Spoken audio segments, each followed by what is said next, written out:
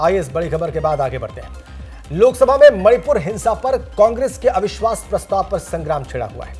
सदन के लिए आज का दिन महत्वपूर्ण माना जा रहा है क्योंकि लंबे समय से चल रही विपक्ष की मांग आज पूरी होने वाली है।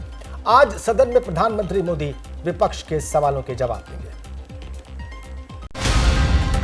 लोकसभा में पिछले कई दिनों से मणिपुर हिंसा का मुद्दा छड़ा हुआ है, या यूं कहे कि संसद में मणिपुर हिंसा को लेकर संग्राम मचा हुआ है। विपक्ष लगातार संसद में प्रधानमंत्री के बयान की मांग करता हुआ सरकार पर हमलावर दिखा, लेकिन आज संसद का दिन काफी अहम माना जा रहा है क्योंकि आज प्रधानमंत्री लोकसभा में अविश्वास प्रस्ताव पर विपक्ष पर पलटवार करेंगे। बता दें, लोकसभा में विपक्षी ओर से लाए गए अविश्वास प्रस्ताव पर चर्चा का बुधवार को दूसरा दिन था।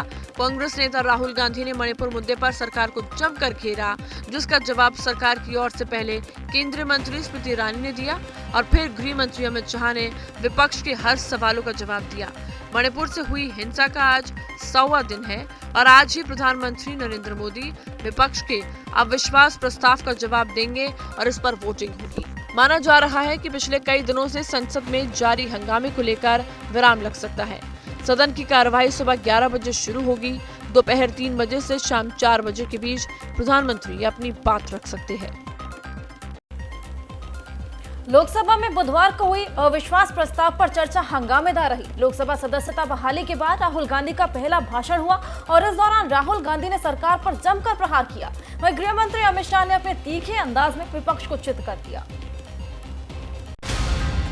लोकसभा में अविश्वास प्रस्ताव पर हुई चर्चा काफी हंगामेदार रही। बुधवार के दिन अविश्वास प्रस्ताव पर शुरुआत कांग्रेस सांसद राहुल गांधी ने की। उन्होंने सदन में मणिपुर हिंसा का जिक्र किया और सरकार पर कई वार किए, जिसके बाद अमित शाह ने सरकार की तरफ कमान संभाली और विपक्ष को चित कर दिया।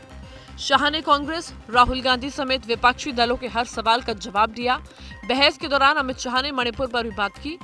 श्री राहुल गांधी जी यहाँ से वहाँ मुलाकात करें। हमने कहा हेलीकॉप्टर से चले जाइए कि नहीं, मैं रोड से जाऊं। ऑल इंडिया लाइव कराकर ये नाटक देश को दिखाया। इस तरह की पॉलिटिक्स ऐसी विषम परिस्थितियों में मत करें। सदन में अमित शाह ने विपक्षी दलों के नए गठबंधन इंडिया के नाम के पीछे की वजह भी बताई। 12 लाख करोड़ के घपले, घोटाले, भ्रष्टाचार यूपीए के नाम पर चढ़े हैं। कैसे जाए बाजार में?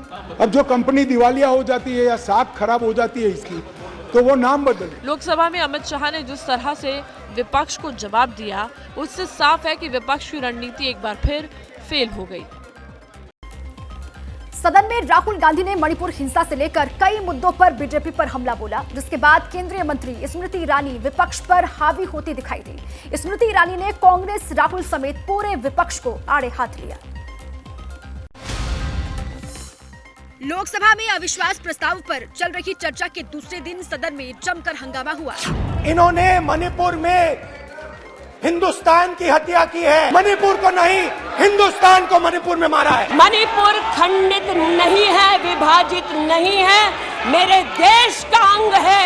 एक तरफ राहुल गांधी मणिपुर हिंसा पर विपक्ष की तरफ से आवाज बुलंद करते हुए दिखाई दे रहे थे, तो वहीं दूसरी ओर स्मृति ईरानी ने विपक्ष पर करारा पलटवार किया। मैं मणिपुर में अपनी माँ की हत्या की बात कर रहा हूँ। मैं आदर से बोल रहा हूँ, आपने मेरी माँ की हत्या की मणिपुर में। जब तक आप हिंसा को बंद नहीं करोगे, तब तक आप मेरी माँ की हत्या कर रहे हो। जो भारत की हत्या की बात पर कांग्रेस पार्टी ने ताली पीटी आज इस सदन में, इस बात का संकेत पूरे देश को दिया कि मन में गद्दारी किसकी है। अब नजर है देश के प्रधानमंत्री नरेंद्र मोदी पर, जो आज विपक्ष पर हमला बोलते हुए दिखाई देंगे। पत्रकारिता कोई इमोशन नहीं है, ना अपना कोई ज्ञान देना है और ना कोई विचार थोपना है। पत्रकारिता क्या है? पत्रकारिता का मतलब है सही जानकारी इकट्ठा करना और तथ्य बताना। पत्रकारिता आज जितने महत्वपूर्ण दौर में है, शायद पहले नहीं थी। इस दौर से निकलने के लिए सिर्फ सच दिखाने की जरूरत है, वो सच जो आपके हित को आगे रखे। इसलिए अब रात 9 बजे प्राइम टाइम नहीं होगा, ये आपका टाइम है। जगविंदर पटियाल के साथ देखिए पब्लिक इंटरेस्ट 17 जुलाई से सोमवार से शुक्रवार रात 9 बजे सिर्फ एबीपी न्यूज पर।